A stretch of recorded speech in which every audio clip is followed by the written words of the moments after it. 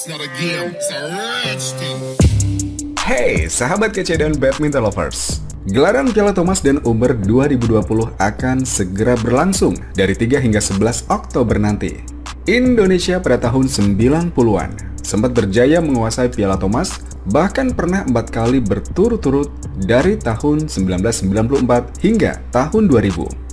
Legenda tunggal putra Indonesia Haryanto Arbi memiliki sejarah yang berkilau pada ajang Piala Thomas.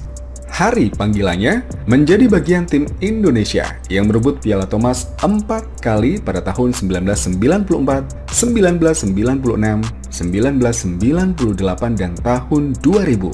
Indonesia sendiri sudah lama tak meraih gelar Piala Bergu Putra paling bergengsi di dunia ini. Terakhir kali, tim putra Indonesia berdiri di podium tertinggi pada Piala Thomas 2002 di Guangzhou, Tiongkok. Pasca 2002, Indonesia 2 kali mencapai final, yakni pada tahun 2010 di Kuala Lumpur dan pada edisi 2016 di Kunsan, Tiongkok.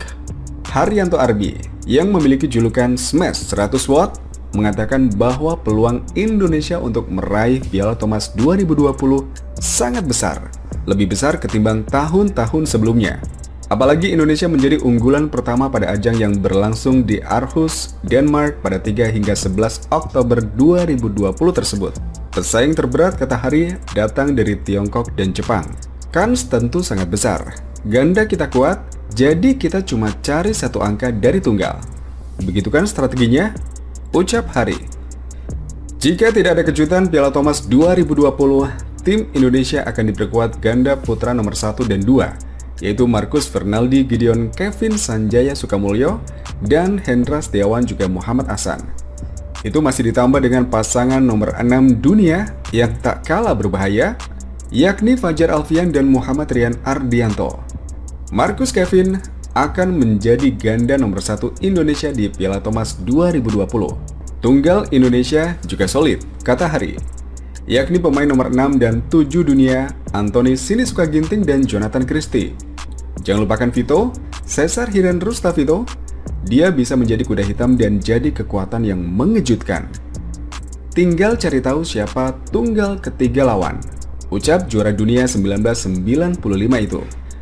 Hari sadar bahwa beban para pemain Indonesia sangat berat, sebab tim putra kita sudah lama tidak menjadi juara Piala Thomas. Hasrat untuk menyumbangkan gelar untuk negara bisa saja memberatkan pikiran dan membuat para pemain tidak lepas ketika bertanding.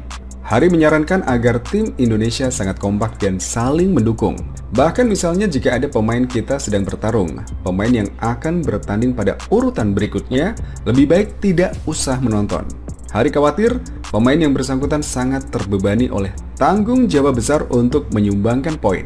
Dampaknya, dia bisa saja tidak maksimal untuk mengeluarkan kemampuan terbaik.